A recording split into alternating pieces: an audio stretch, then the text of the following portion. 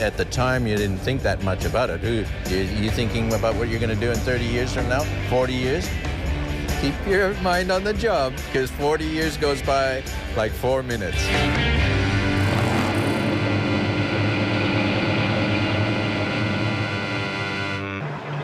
The Castrol Heritage Hot Laps at the Muscle Car Masters, a chance for some weird and wonderful machines to get on track, and, well, this one's weird. Sure is. The big Ford Galaxy 427 driven by Dennis O'Brien. A very, very rare car. Originally built by Holman Moody in the US. Imported by Len Lukey, but never raced. And Dennis doing a terrific job. A full restoration on this car. And it is an absolute monster. Jack Brabham celebrating his 50th anniversary, or the 50th anniversary since his first Formula One World Championship win in '59. And he was also quite prominent in Australian touring car racing back in the 70s in this A9X Torana sedan.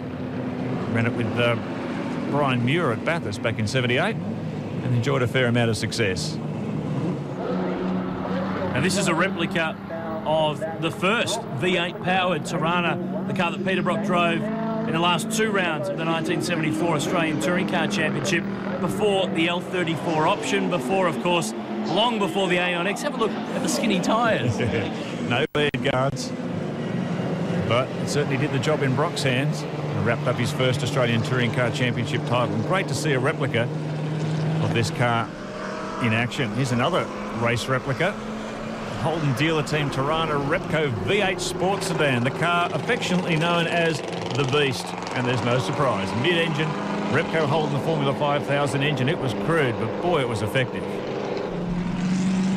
What an awesome machine. A great chance for many fans to see a replica who perhaps weren't around to see the original car when it competed in that awesome era of sports sedan racing in the 1970s. This is a pretty significant car in Ford muscle car history too. This is the last Falcon V8 driven by Ford stalwart Murray Carter. Ran it in 1982 and then moved on to a Mazda RX-7 in 1983.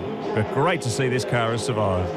The Castrol Heritage Hot Laps, an important part of the Muscle Car Masters.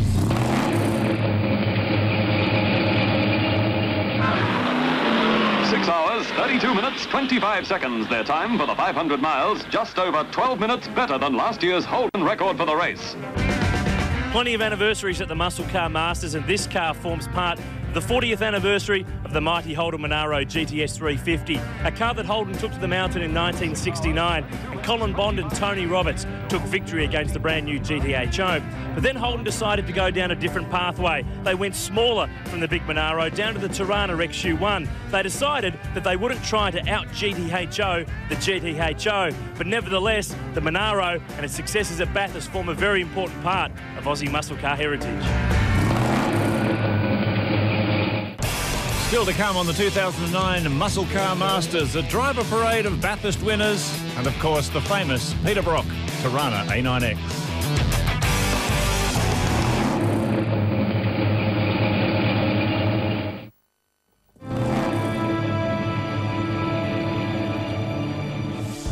Well, recently we lost one of the true legends of Australian motorsport in Frank Gardner, a guy who enjoyed an incredibly successful career both in Australia and internationally.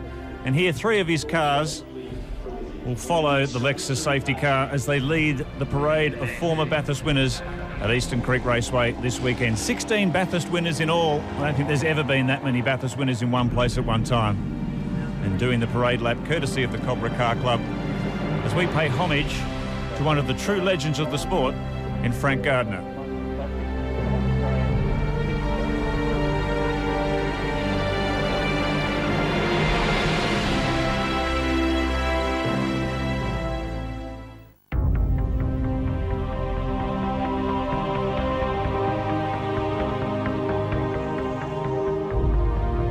Well, I've got to say that this car, and just sitting right here right now, is very, very special, because this is the car that 30 years ago Peter Brock and Jim Richards took to victory at Mount Panorama. It's a historically significant car and race because that was the greatest ever winning margin at a great race. 6 laps in the end, so about 37 kilometres out of the 1,000 kilometre 163 lap race. This was a case of this car, Brock Richards, John Shepherd and the Holden dealer team at the height of their powers. We have a touch-off. Then the Hardy Ferrado Classic for 79 with Peter Brock 0-5. Really don't get ahead of yourself in 1,000k races. You think, OK, next pit stop's the thing we think about. But as time went by, the people who were doing our lap scoring were saying, hey, and said, don't talk about it, you know, we'll talk about it when the race is over. But yeah, it was really, really good. We didn't even realise that we were in front by that much as the race went on, but we just drove the car as hard as we could in each stint, and you know, it just happened. But mind you, obviously, a few guys fell by the wayside. Here comes Peter Brock into the pit. That was one of the things that Alan Moffat said to me one day. He said, you blokes would have won that race on fuel economy alone, because everyone was coming in at lap sort of high 37s, like in high 30s, early 40s, and we were out at lap 46 or something.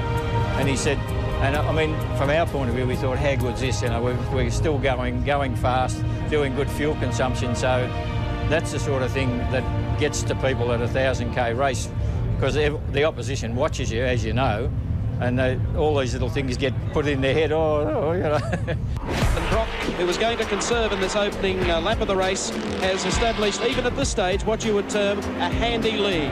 And there's going to be a driver's change, apparently, as Brock steps out and Richards steps in. He was just a really, really no fuss, let's do it type driver. Excellent. And, I mean, they sort of say number 2, but he was a equal number 1. Well, not quite perhaps, but you know, close enough to it. He's a very, very good man to have in that posse. But really, I was just, you know, brought in to do basically that one race each year, and you know, I was rapt to be able to do it, because it probably really set my career up for people to say, hey, he can drive a touring car as well.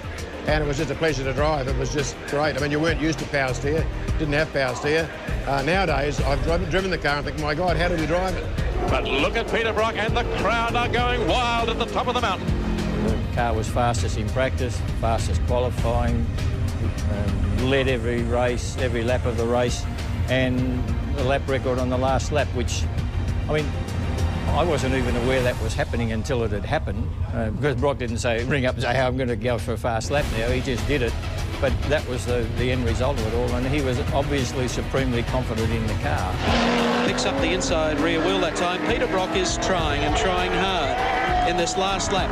People sort of say, oh, well, you know, you've got to have a long-distance state of tune or a sprint state of tune. We didn't. The car went there exactly as it used to run in all the sprint races, and it sprinted for 1,000 k's, which is very good.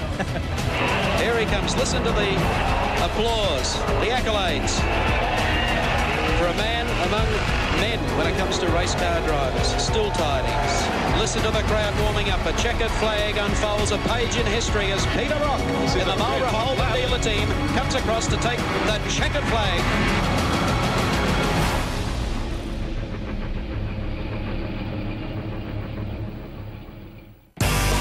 Coming up, we catch up with V8 supercar star Jason Richards. We take in all the action of the Group C and A touring cars as they continue their battle at Eastern Creek, and of course, the Master Blast.